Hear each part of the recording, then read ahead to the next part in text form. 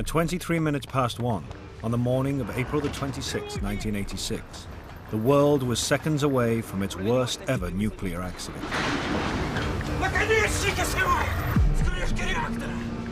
Reactor number 4 at the Chernobyl nuclear power station in the Soviet Union exploded.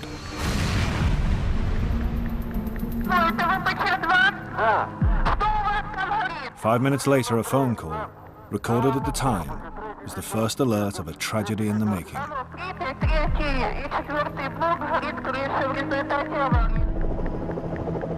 By morning, the physical devastation was revealed, but much worse was to come. The disaster at Chernobyl brought death and disease. It brought the very idea of nuclear power into question. And within the Soviet Union, the trauma of Chernobyl was so great that many see it as the first step in the breakup of the communist regime. This film tells the story, minute by minute, second by second, of the 1-hour countdown to tragedy. It's seen through the eyes of the key actors in the drama, the workers who were accidentally led to their deaths, and the innocent bystanders who looked on. Based on documented evidence and eyewitness reports, it has been filmed on location inside the surviving areas of the Chernobyl nuclear power station.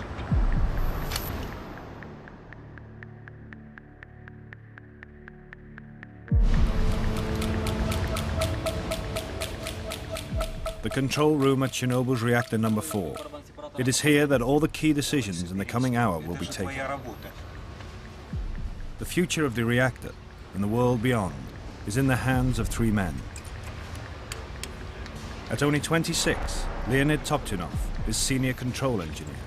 His job is to control the enormous power in the reactor.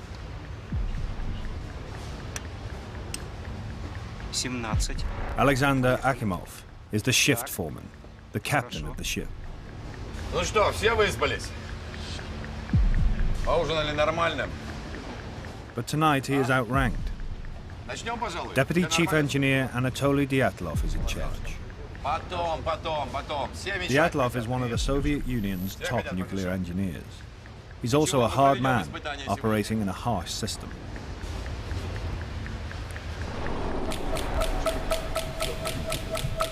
There is a further vital character, the newly commissioned reactor number 4 itself, one of the communist regime's proudest technological achievements. Tonight, the control room is preparing for a safety test on the reactor. Мощность упала почти до 500 мегаватт. А что с ларом? Я отключаю локальный автоматический регулятор мощности реактора.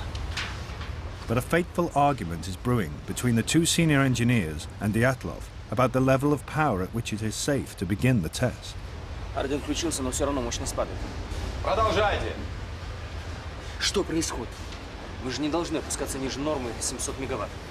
Это же небезопасно. Что я ему скажу?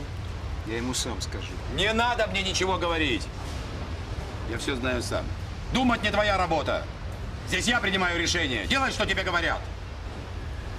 Это набрал таких наглых карасей. Анатолий Степанович, мы и так On this night, Chernobyl is harboring 2 deadly secrets. 700 мегаватт. The first is a potentially fatal flaw in the reactor's design, which the engineers are unaware of. A flaw that makes it highly unstable when run at low power. The second secret concerns the man in charge. Anatoly Dyatlov's own history is scarred by the very technology he is seeking to dominate. Tonight, Dyatlov and the reactor will face each other in a battle of strength that will destroy them both.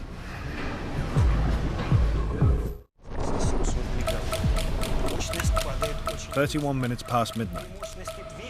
The argument over the power level at which the safety test on Chernobyl's reactor number 4 can begin grows ever more serious.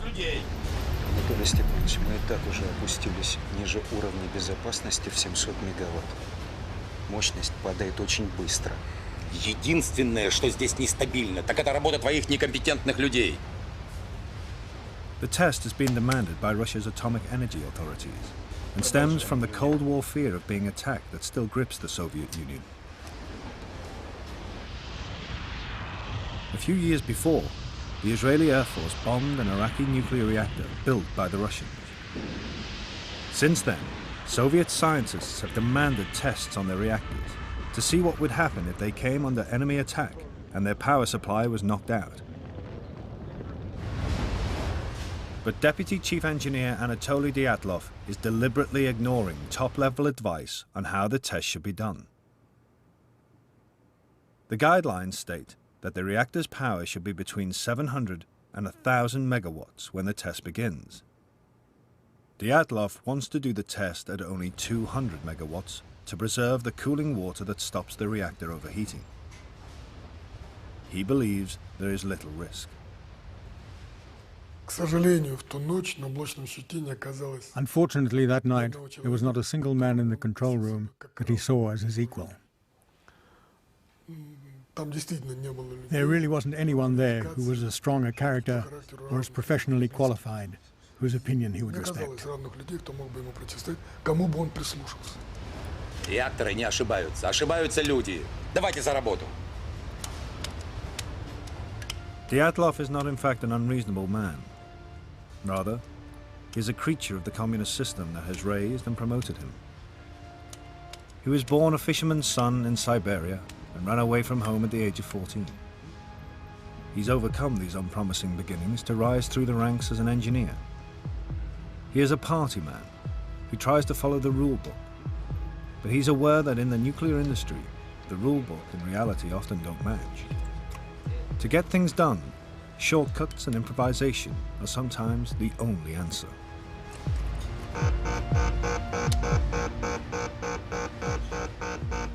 Winding the power down has led to it dropping too fast. Что там у тебя?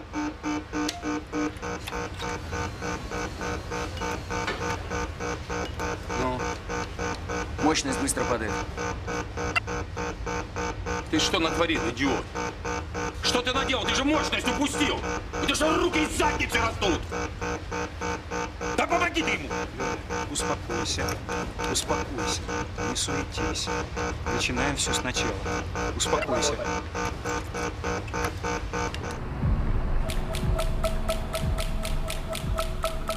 One mile away from Chernobyl is the dormitory town of Pripyat. Everyone who lives here works at the power station. Though they don't know it, all these people's destinies will be dictated by the events unfolding in control room number 4. Among them, soundly asleep, is Nikolai Fomin, the chief engineer of Chernobyl, who left the order for the safety test to be carried out.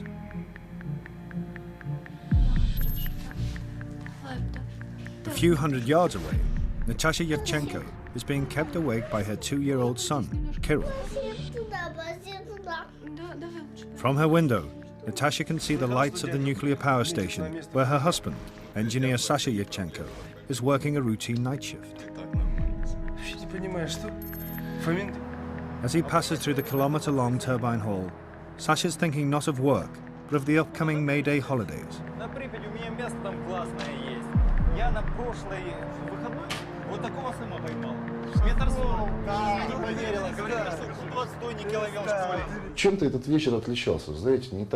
There was something about that night, something unusual. For some reason, I got all dressed up. The weather was remarkable, very warm for spring. I went off to work in a terrific mood. But my wife said that all night, our son Kirill was crying. She didn't sleep a wink. Риба дуже маленька сьогодні, знаєш. Що дуже маленька. Каже, може, на вихідні... Others are also awake. Among them 2 fishermen. One, a Chernobyl maintenance man, casting for fish, attracted by the power plant's warm wastewaters.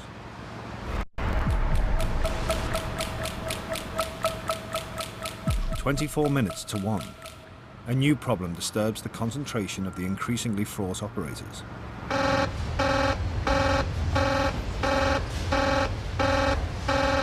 Да выключи этот вой! Уровень воды в барабан-сепараторах опасно низкий. Давай соберись, это твоя работа.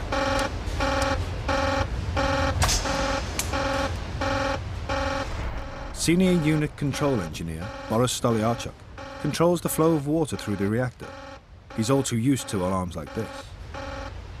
As for the water levels in the separator drums, it was always difficult to control them at low power.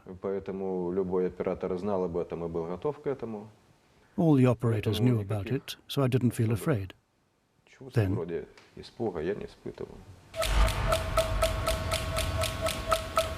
22 minutes to 1. The reactor has ground to a complete halt. Dyatlov makes a fateful decision. Ты же уронил реактор! Имбецил ты долбаный! Ну давай, поднимай мощность! Выводи регулирующие стержни! Бегом! to raise power after 12:30, the shift actually had to pull all the control rods out of the reactor. This was like cocking a gun.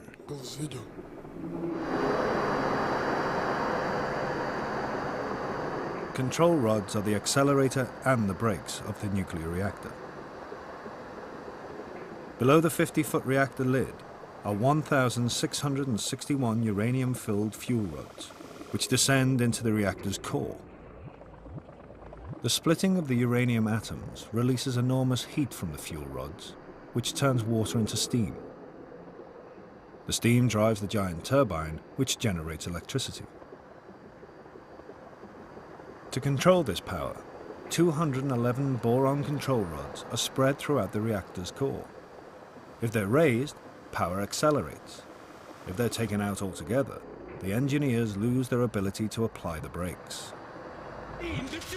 Yet that is exactly what Dyatlov tells his men to do. Извините, Анатолий Степанович, но разве мы не должны остановить реактор? И так положено по инструкции. Это верно, Анатолий Степанович.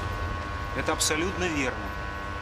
Если мы извлечем регулирующие стержни, управлять реактором нам после этого становится почти невозможно. Как же испытания не проводить из-за таких кретинов, как вы? Испытание будет проведено сегодня. А тебе я скажу. Если ты не хочешь или не можешь выполнять приказания, я могу избавить тебя от этой необходимости. Ты меня понял? Да. Пошел вон! Ригу, прими управление!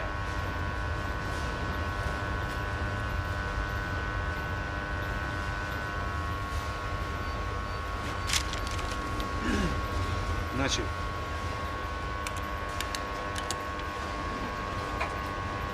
Так, осторожнее. The men's revolt has failed. Tregub and Akimov power up the reactor. Отлично. Прекрасно.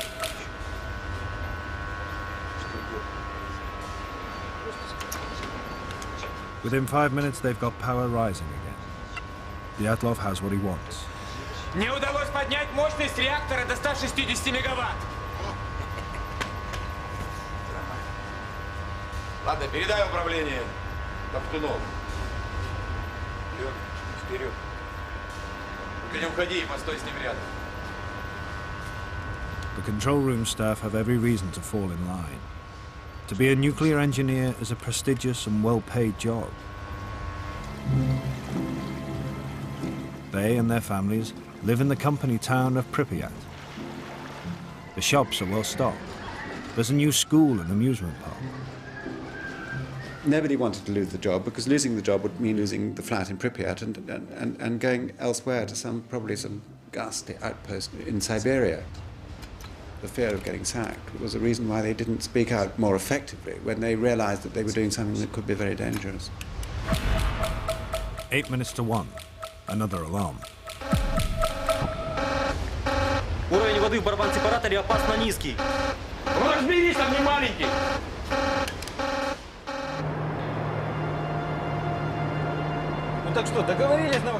No one outside the control room knows about the argument going on there.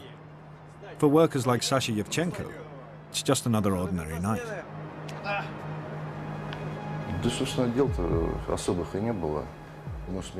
There were no specific assignments for the shift. I'd already done one shift, and we all thought the reactor had been shut down. I thought the test had been done on the earlier shift.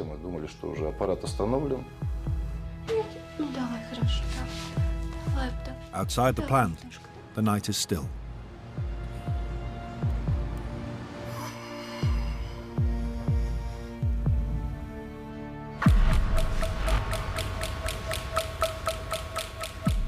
minutes past 1.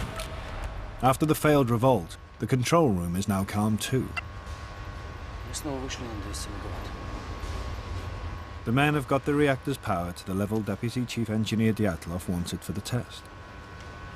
Анатолий Степанович, мы снова вышли на мощность в 200 мегаватт. Очень хорошо. Начинайте испытания. Но по регламенту начинать испытания я могу только при мощности в 700 мегаватт. Если вы хотите проводить испытания при уровне мощности в 200 мегаватт, я прошу вас занести это ваше распоряжение в оперативный журнал. Да будет вам известно, что как заместитель главного инженера я имею полномочия изменить параметры проведения испытаний. И я ими воспользуюсь. Продолжайте испытания.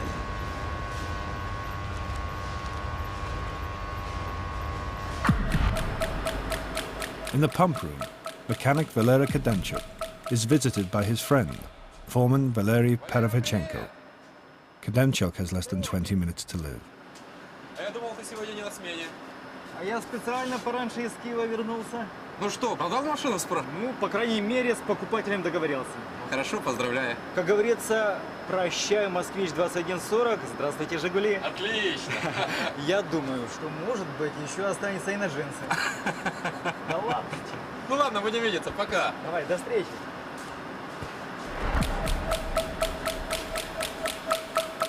Next on Perevchenko's rounds is Sasha Yevchenko in the maintenance department. An innocent request will lead them back to the pump room near the reactor's core. Сань, мне нужно немного зеленой краски. Зачем? Мне надо обновить маркировку на трубопровод.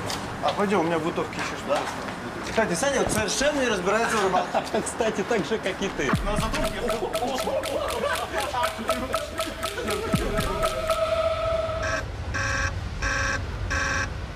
The water shortage continues to set off alarms, but still none of these engineers believes a serious accident is possible.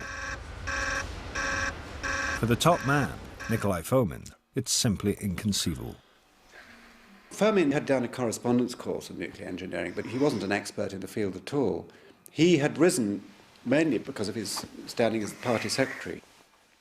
Unlike Dyatlov, who was aware that there were dangers in these reactors, Fomin believed everything he'd read. And so when the issue of safety arose, he'd say, well, the chances of an accident are completely remote, about as remote as you being hit by a meteorite. Even the safety-conscious Alexander Akimov, who does understand the technology, has officially estimated the chances of an accident at Chernobyl as 1 in 10 million per year. But Akimov and his colleagues do not know the reactor as well as they think. They are the victims of years of cover-up and negligence.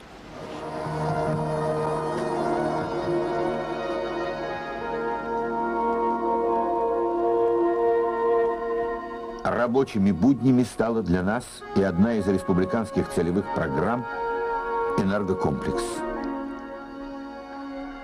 From the 1960s, the expansion of nuclear power has been a key target of the communist regime.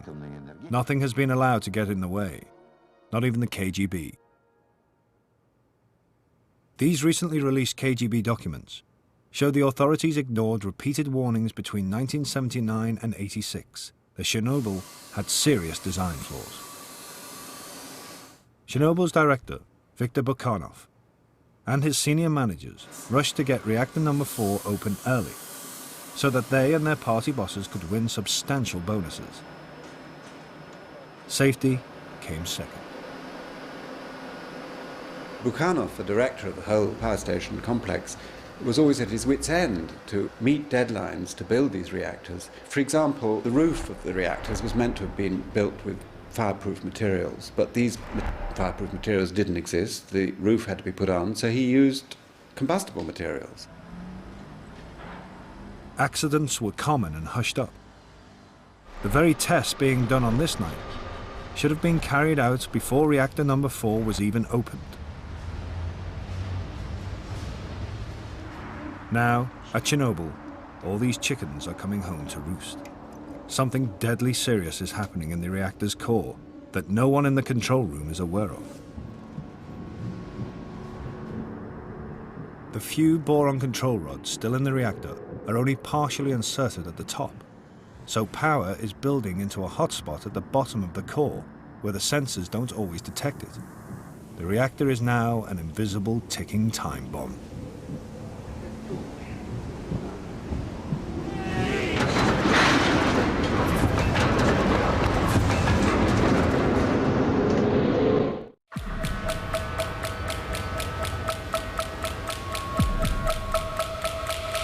"12 minutes past 1.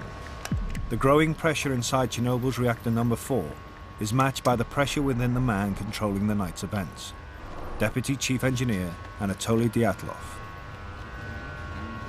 Dyatlov remains determined to push through the safety test, despite the opposition in the control room. Соберись. One reason may be power station politics. Dyatlov is in trouble with the local Communist Party for being rude to his workers. His boss, Nikolai Fomin, is due for promotion. A successful test could help Dyatlov get Fomin's job and remove him from the engineers on the shop floor. But Dyatlov also holds a darker, more personal secret. Back in the 1960s, he'd worked in Siberia, installing nuclear reactors into submarines. There was a nuclear accident. The investigation found that it happened as a result of Dyatlov's actions, though it was not shown to be his fault. Dyatlov was exposed to 200 rem, 3 lifetimes worth of radiation. Soon after the Siberian accident, Dyatlov's son died of leukemia, the most common disease children get from exposure to radiation. It is said the tragedy changed him, made him more driven, more willful. Tonight, his will is set against the very nuclear power that may have taken his child.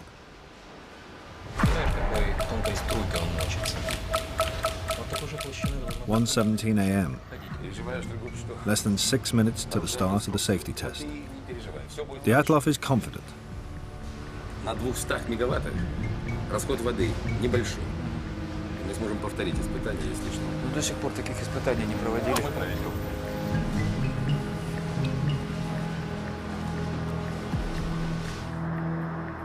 But the hotspot continues to build unseen at the bottom of the core.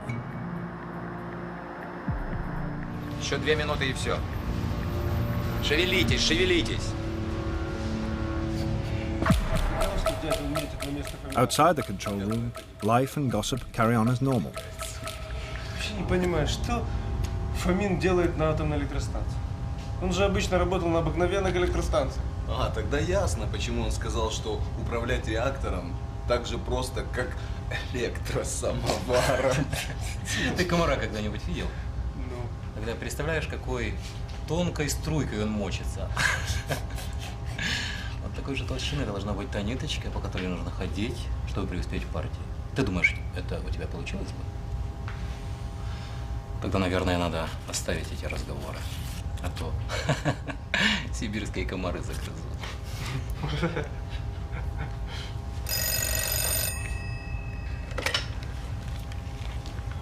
Да.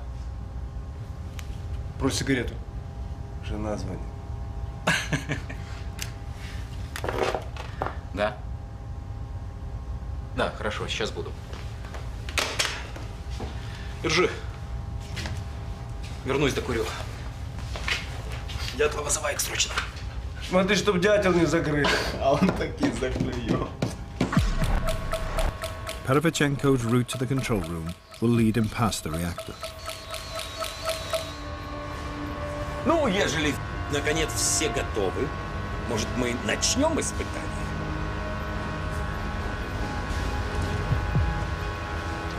Запишите все параметры испытания турбогенератора. Мы начинаем.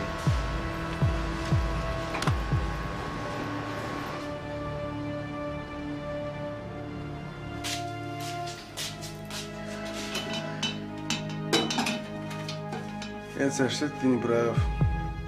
И тишка это прекрасно. Смотри. Может, для тебя прекрасно, а для меня пока рано. Я пока об этом не думаю. Зря.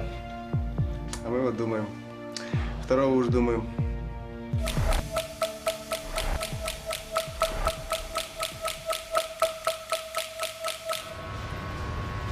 Включить 2 резервных насоса.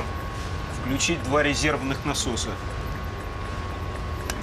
Резервные насосы включены. Хорошо.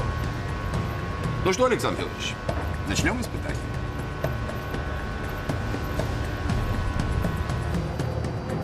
The test will shut off the power to the massive turbine and let it coast.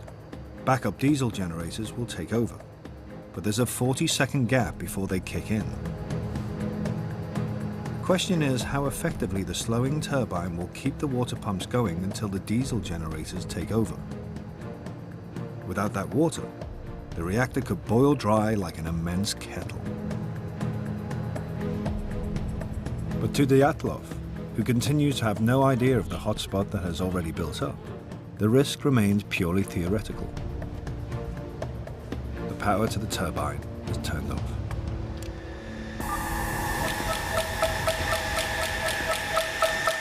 Over the next minute, a terrifying chain of parallel events will unfold. As the turbine winds down, the pumps push less water through the reactor's core. More and more steam is generated from less and less water.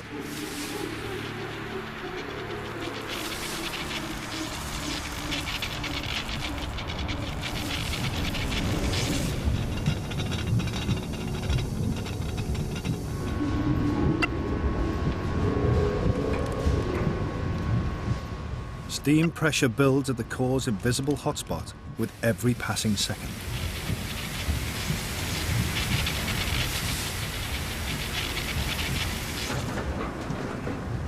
As the steam pressure rises, it spreads to the pump room.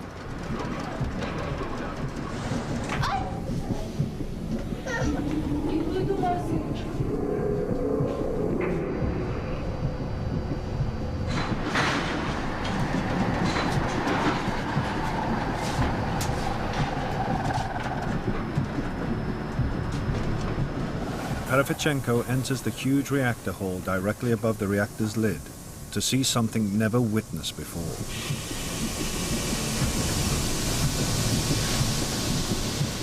Steam pressure inside the core is lifting the 350 kilo caps to the fuel rods out of their sockets.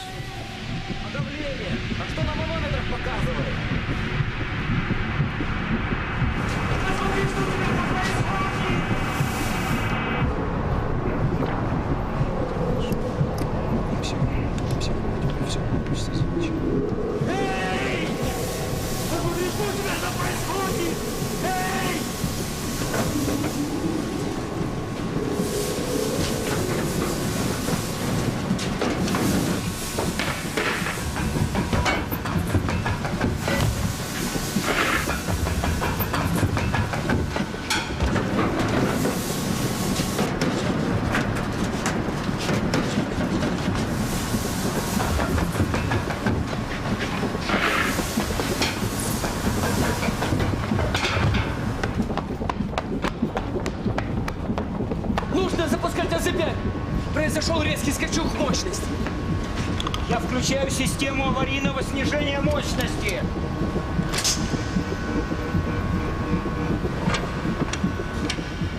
Pressing the emergency AZ5 button automatically lowers the boron control rods to reduce power, but it has an unforeseen and fatal effect.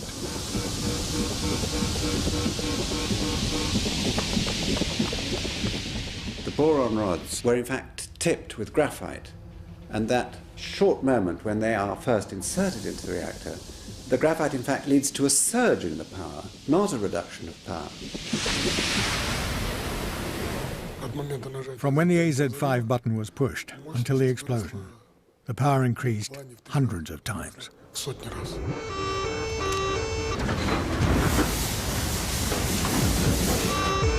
Акимов, что там у тебя? Акимов! Это не у меня, Анатолий Степанович. Что происходит? Это у Столярчука.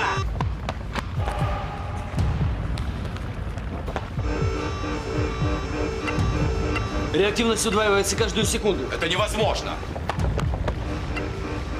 Уровень мощности превысил 530 мегаватт. Наконечники срывает с крышки реактора! Ребята!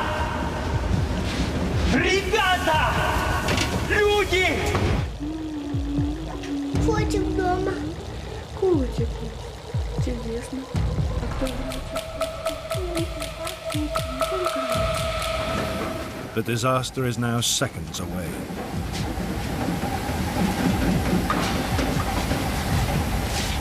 Steam pressure at the reactor's hotspot can't be contained. 50 control and fuel rod shafts are torn apart.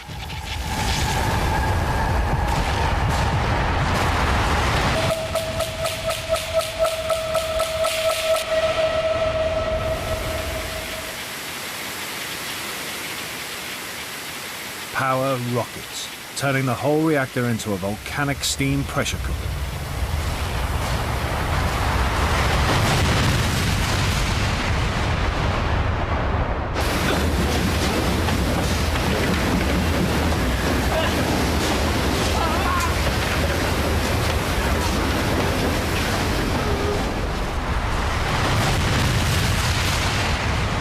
Що таке? Стрел? Вогонь такий, вогонь якийсь.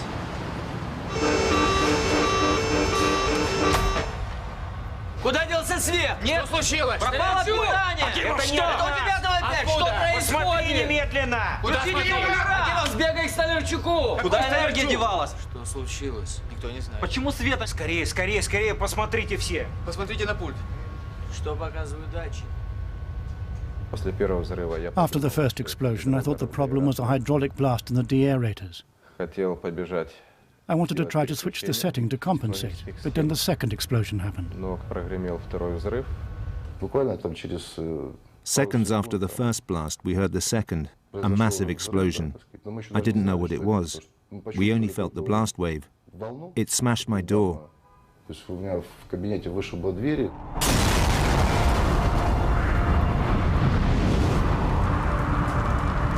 With the 500-ton safety cap blown off and air being sucked in below, the reactor becomes a giant blowtorch, blasting 50 tons of nuclear fuel into the atmosphere, 10 times Hiroshima. 700 tons of radioactive graphite are blown around the plant.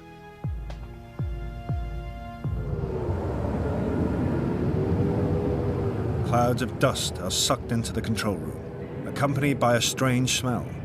Gases released from the core leave a metallic taste, like ozone after a thunderstorm. It is in fact the stench of death. The dust is the cloak of the invisible killer of radiation.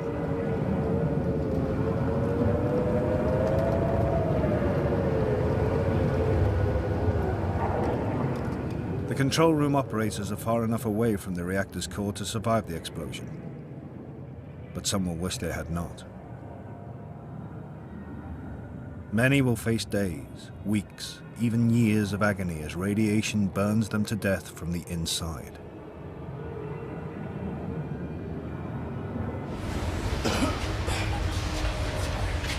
Что вот мне особенно бросилось, так сказать. What struck me was what had happened to my wall. It's cast concrete, a meter thick. Метровой толщины. И я просто увидел. I saw it in the corner of my room, bending as if it was made of rubber, like this. Вот так вот. То есть, вот, ну, и тут же сразу же. It got dark immediately. The lights went out. Steam wrapped around everything. Пыль, пар, темно. Dust, steam, darkness, and a horrible hissing noise. Звук, когда, знаете, шипит все кругом.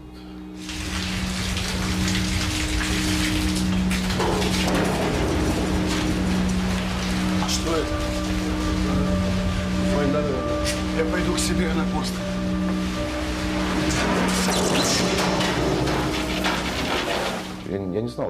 I thought it could be an earthquake or maybe war. The reactor was the last thing on my mind.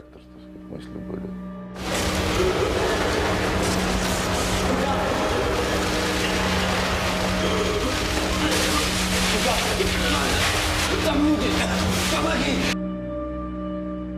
Это был мой оператор, Виктор Дегтяренко. That was my operator, Viktor Dektorenko. То есть лицо было обожжено. I only recognized him by his voice.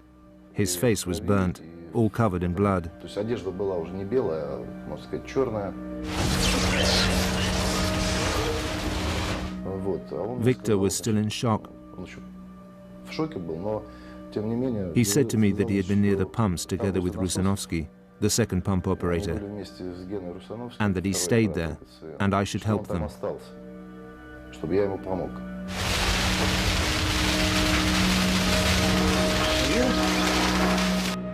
Ну его всего трясло, знаете. When I reached him, he was shivering. You know, when a man is in shock. He just indicated with his hands and said, Помоги-ка Демчуку, он рассосный.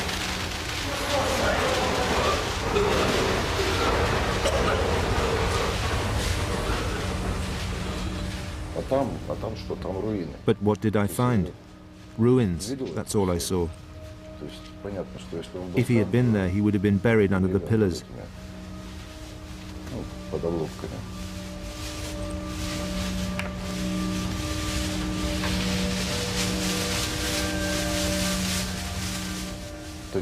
In place of the ceiling, there was only sky. A sky full of stars.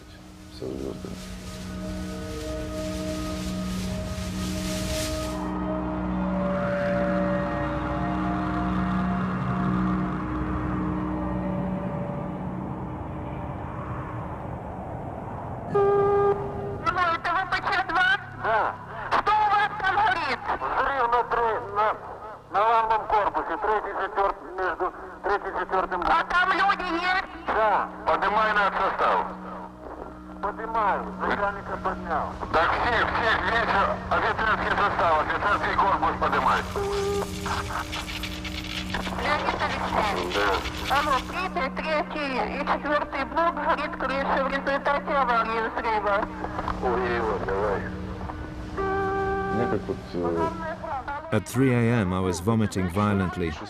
It was the first sign of radiation sickness. At 6 o'clock I couldn't even get to the first aid post by myself. They helped me there, put me in an ambulance, and took me to the medical station.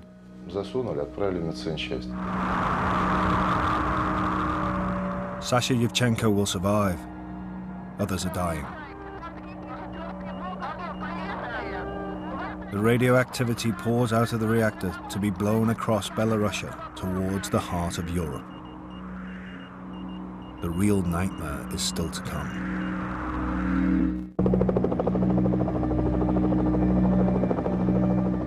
By the morning of April the 26th, the KGB was filming the devastated scene of the worst nuclear accident in history. Whoever shot this declassified KGB footage absorbed a massive dose of radiation. The next day, the people of Pripyat were officially told the worst.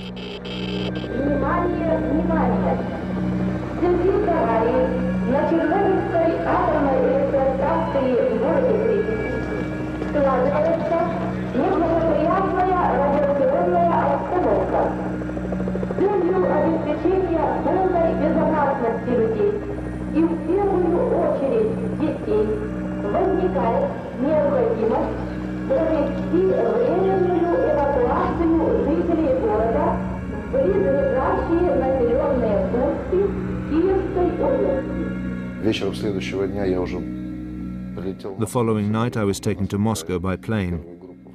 Only 5 people survived from those who were on board. Then my family was evacuated with the entire city.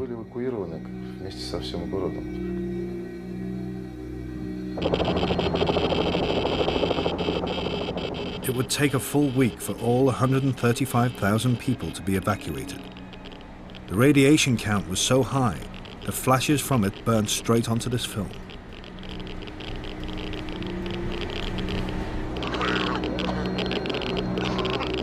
A 30-kilometer zone of exclusion was declared, a zone frozen in time like a modern Pompeii.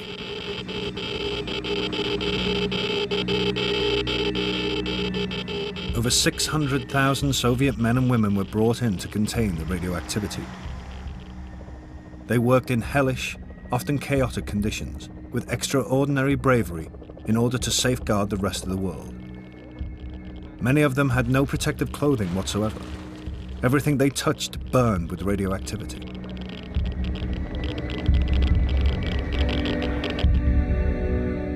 The poisonous cloud spread beyond borders, across much of the northern hemisphere. Washed into the earth by the rain, the radioactive dust lives on in plants, animals, and human beings.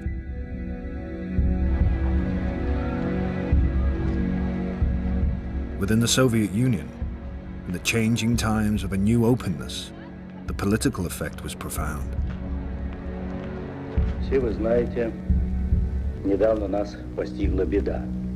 Авария на Чернобыльской атомной электростанции. I think in both a symbolic and a very real way, Chernobyl was the beginning of the end for the Soviet Union. I think in a symbolic way, the sort of meltdown, the explosion, was caused by all the inherent contradictions in the Soviet system, and therefore it's a very good paradigm, if you like, symbol of what was to happen. Chernobyl's death toll, though horrifying, has turned out to be smaller than many first feared. The scientific consensus is that it will cause some 10,000 cancers in Russia and 25,000 worldwide over a 70-year period. As yet, the only proven rise in disease is in thyroid cancers in children.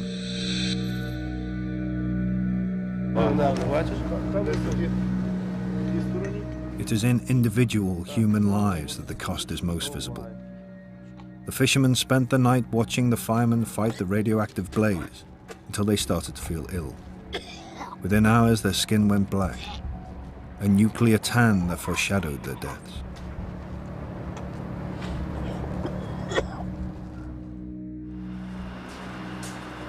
"30 workers, including fire crew on the site, died from acute radiation poisoning.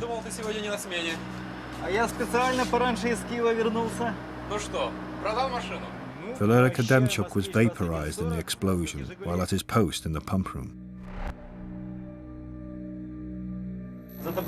Valery Perevichenko died 6 weeks later of radiation burns, suffered trying to find his friend Kademchuk. Alexander Akimov died 15 days after the explosion from radiation poisoning.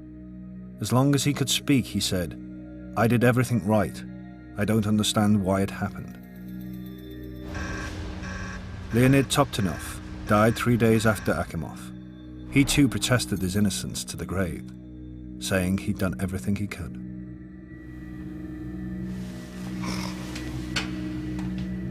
The chief engineer of Chernobyl, Nikolai Fomin, was sentenced to 10 years hard labor, but was soon released due to a mental breakdown.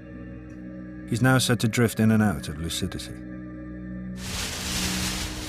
Miraculously, Sasha Yevchenko survived, as did his wife Natasha and their son Kirill. But that night lives on in his memory and in his body. I had 15 skin graft operations in the first year. The burns didn't show themselves at once. They appeared after I got to the hospital in Moscow. They ripened.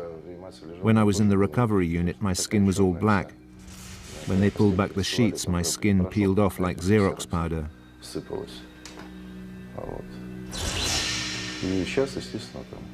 I have to be careful now. For instance, I can drive a car, but I can't do repairs. I can't touch petrol or oil.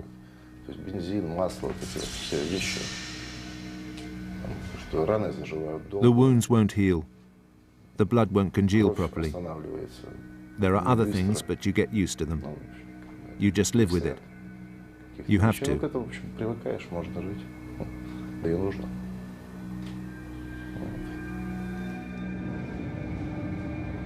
Anatoly Dyatlov received a massive 390 rem of radiation.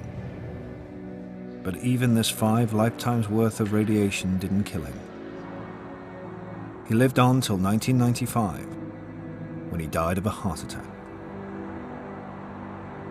Dyatlov served 4 years of his 10-year sentence, and in a remarkable interview given shortly before he died, he argued that in the battle between himself and the reactor, only one side could be blamed.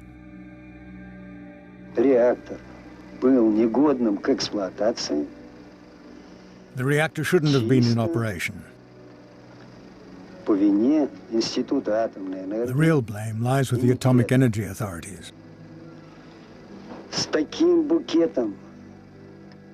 Not having the correct documentation when and where it was needed made the explosion of the reactor inevitable. The reactor marched straight to its doom.